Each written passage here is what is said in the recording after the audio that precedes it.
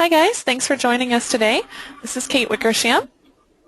Now before we get started, I am going to ask that you go ahead and actually mute yourself.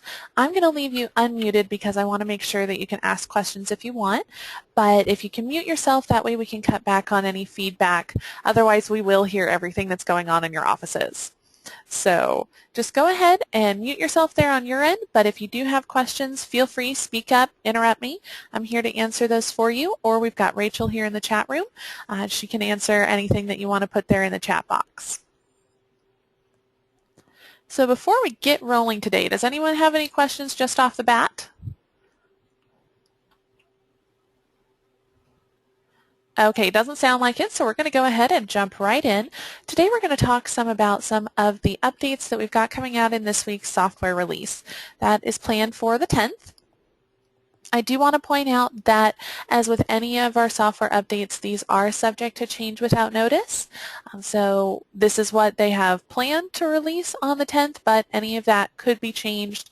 It may not look exactly like what you're going to see today when you see it come out. So just keep that in mind as we go through these. The first thing we're going to talk about is some changes for neighborhood news. You'll see that there's an example here on the slide. We now have a more personalized notification email. And I am getting a lot of background noise, so if I could just ask again that you actually mute yourself, that way we can cut back on some of that. But rather than the very basic notification email that we had before that went out to clients when they were first signed up for neighborhood news, it's now a little bit more personalized. So it's going to have the client's name included. It's a little bit more friendly sounding, help to establish that bond between the agent and the client.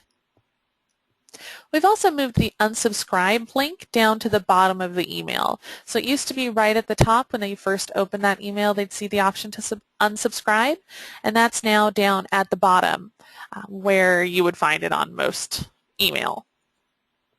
So just a couple of little changes there for neighborhood news. But before we move on to our next subject, does anybody have any other questions about neighborhood news that have come up in the next week? Any feedback about that? Any feature requests? Anything that you've heard from your agents just since we met the last time?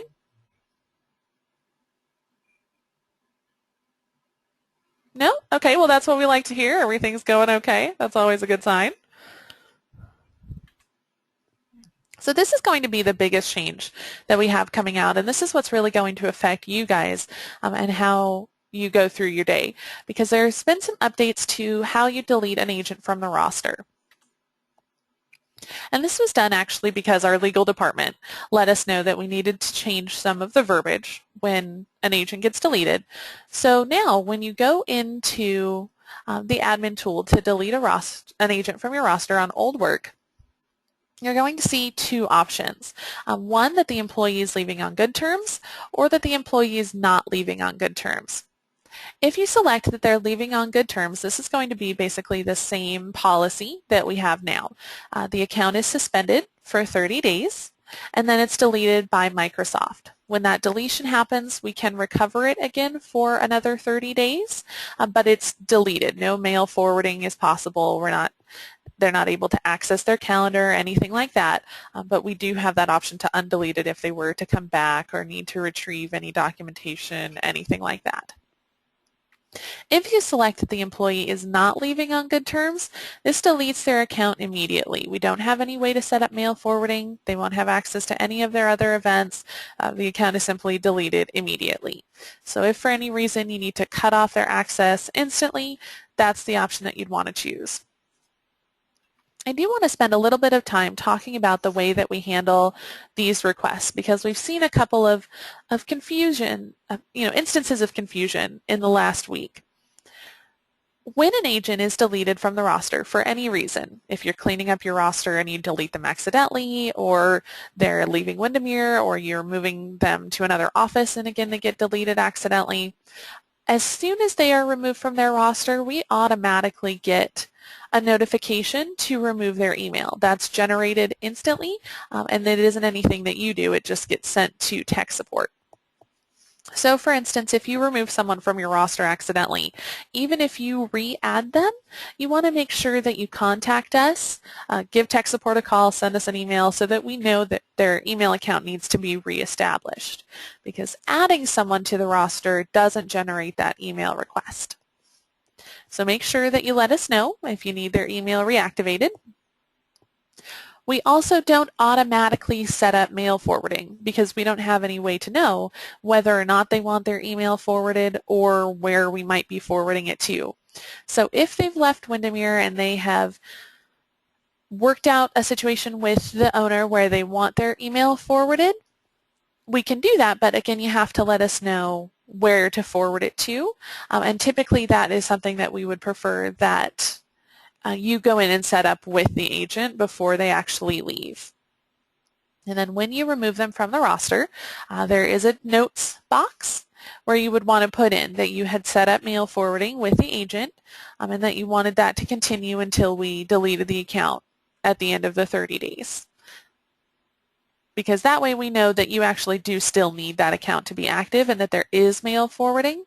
Otherwise, we don't get notified of that and we just delete the account. So just make sure that that's clear with your agent when they leave the office, because we have spoken to a couple of agents lately who expected that that mail forwarding would happen automatically and that their account would remain active. And it's not, even when we suspend an account, it's not active. They may be able to receive email to it, but they won't have access to it. They don't have any way to log into it, anything like that. It's just an inactive box at that point. Good afternoon, Windermere Real Estate. This is Karen. How may I help you? Okay, I'm still getting some background noise here, so I'm going to go ahead and just mute you guys. And then if you do have any questions, please feel free to drop them in the chat box. Rachel's there to open those for you and give you a hand. So let's go ahead. Unless we have any questions about this new deletion process, I'm going to move on. But if you do have any, feel free to speak up.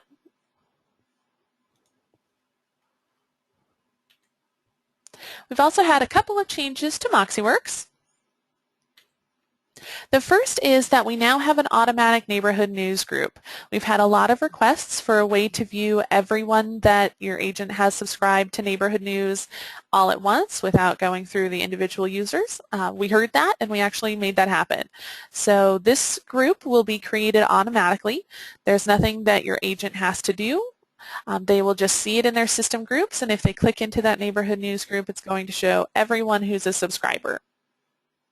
So that's going to make it a lot easier for your agents to keep on top of who they have subscribed, who they need to be watching for neighborhood news, that sort of thing.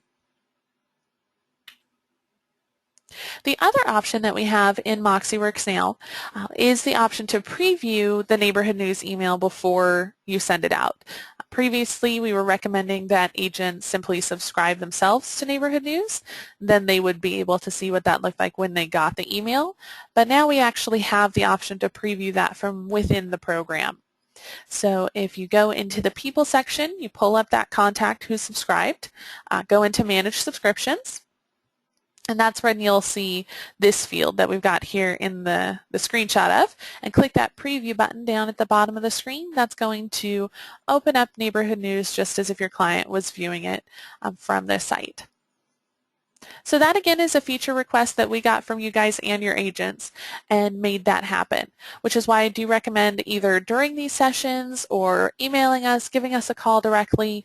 We want to hear the feedback that you have. That's the only way that we'll know what changes you guys and your agents are looking for. And if we have that information, we can work to develop it and make it happen. But, you know, someone has to speak up and say, hey, this is what we're looking for us to know that that's something that you guys need.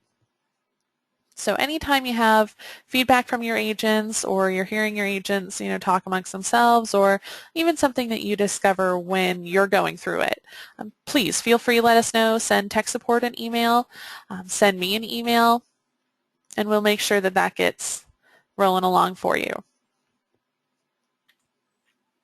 The last couple of changes that we had are in Touch CMA. We now have the option to email a presentation and a PDF directly, or both. We used to have two separate buttons. One was to email the presentation, one was to email a PDF. That's been combined, and you can now actually check both of those if you want to send your client a presentation link and a PDF in one email. By default, send a presentation is going to be checked, but you can check or uncheck either of those boxes. And then the last change here is actually the ability to preview either a PDF page or a presentation slide when you're looking through your presentation. Previously, all that the preview would show you was the PDF view, and that's not always realistic, especially if you have differences between what you've set up for the PDF and the presentation slide in terms of custom pages, one-sheets, that sort of thing. So now you can view each of those separately. So like I said, we do have some changes coming up through the program. But I do want to point out that, again, these are not set in stone. There's a possibility that any of them might get pushed back or altered, so they may not look exactly like what you're expecting when they do go live. But at this point, we are anticipating that all of them will go out within the week, and the release date for that is expected to be the 10th.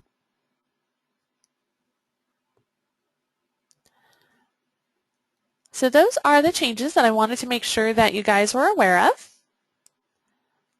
Doesn't sound like we have any questions about those, but has anything else come up this week? Anything you're seeing in the office? Anything you want to make sure that we're aware of or that your agents are running into? One other issue, we were hoping that Microsoft would have had this resolved at this point, but it looks like it's still ongoing. We're seeing a couple of interactions between Exchange and Firefox that are causing some problems. One is that currently you're not able to print email from Firefox. If you open up an email and select to print it while using Firefox, all it's going to print out is a blank page. We don't have any workaround for that. Microsoft is aware of the problem, but their recommendation, and ours as well, is to print from a different browser. I know that's kind of a crappy answer, but unfortunately they have not been able to fix the problem as of yet. The other issue that we're seeing with Microsoft and Firefox is that left-clicking a link will typically just open that link in a new tab. So if you get an email and it has links inside of it, usually you can just click on the link and it will automatically open it. For some reason that's not working. That's actually easy enough to correct. You can just right-click on it and select to open it in a new tab. And that will work, or of course, since we are seeing a lot of problems with Microsoft and Firefox right now, you can always recommend that your agents try in a different browser. Chrome tends to be the most stable browser. Internet Explorer is also an option if your agents feel comfortable with that. So we've gotten a lot of calls on those in the last couple of weeks, and unfortunately there really isn't anything that we can do at this time. But Microsoft is aware of both of those problems. They're working on it. Hopefully they get it resolved shortly, because I know that is kind of obnoxious. It's not really going to impair anybody's workflow too badly, but it's just kind of annoying.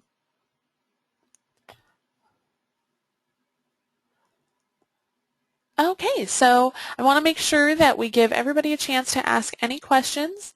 Nobody has anything else that's come up this week? Doesn't look like it, but I'd hate to cut you guys off. This is what this time is for. Okay, so here's a great question. Linda's asking if Chrome is recommended overall. On the whole, Chrome does tend to be the most stable browser. We don't see the same sort of issues that we do with Internet Explorer consistently, and then with Firefox sometimes.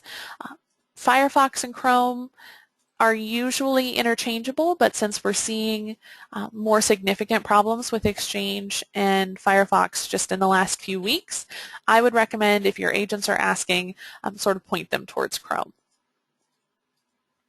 I know also that is the preferred browser, I think, for most of us here in support as well. It's my favorite, but you don't have to take my word for it. I just work here.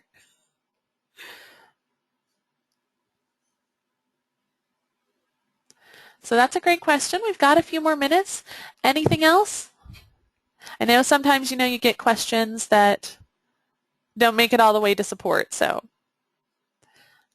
Okay, so I've got Rebecca who's asking if we can explain the new counting roster tool. I definitely can. So how that works is that your office is charged for emails based on the number of Exchange licenses that you have.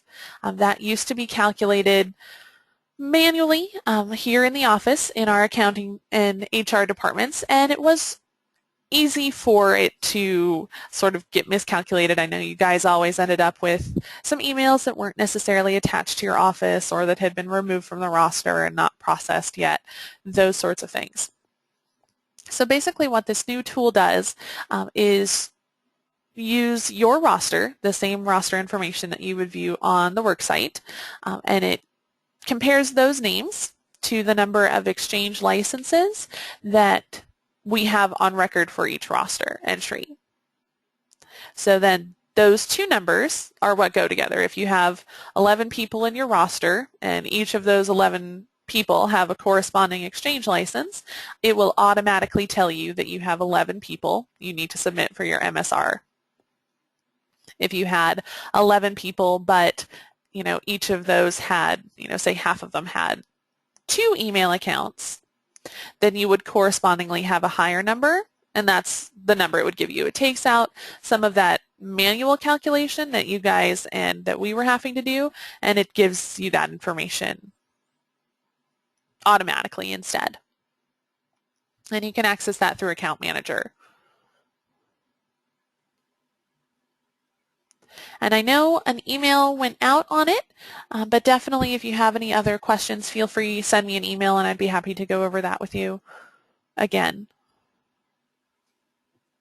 I don't think that there were any screenshots included in that email, so if you'd like, I can definitely go ahead and put an additional document together on that. Does that sound like something that you guys would find useful?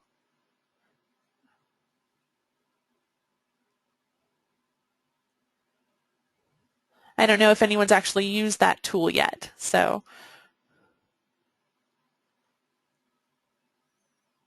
Okay, it looks like that's a definite yes, so I will go ahead and put together a document on how to use that new MSR tool.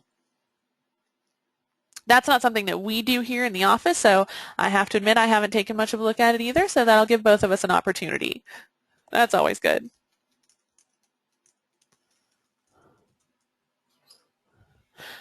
Okay. So I've got Kirsten here asking a question, when does the TA certification begin for us staff? That's a great question. That's something that I have been doing, and we are hoping to launch that in the next few months. As you guys know, we've had a lot of changes around here. We've launched some new products. MoxieWorks sort of took over the world for a little while, but we are getting back on track with that, and definitely we'd like to see that roll out before the end of the year, because that's a big deal for us too.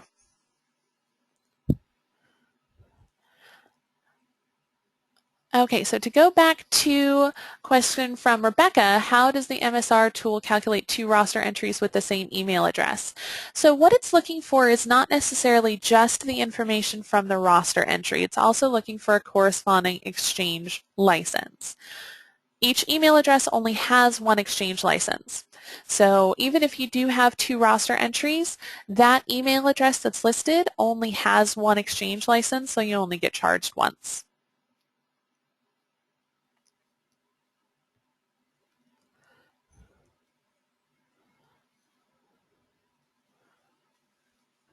Okay, those are great questions. Does anybody else have any questions? We've got a few more minutes.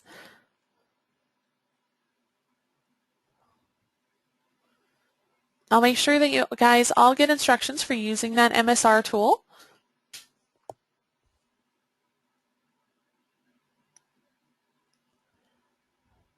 If not, this video will be available on the forum shortly. So if you came in late or you didn't have a chance, somebody in your office didn't get a chance to join in, that'll be available for you. And of course, if you do have any follow-up questions, feel free to send me an email, give us a call, and we'll be happy to help you out. So thanks for joining us today. You guys have a great afternoon.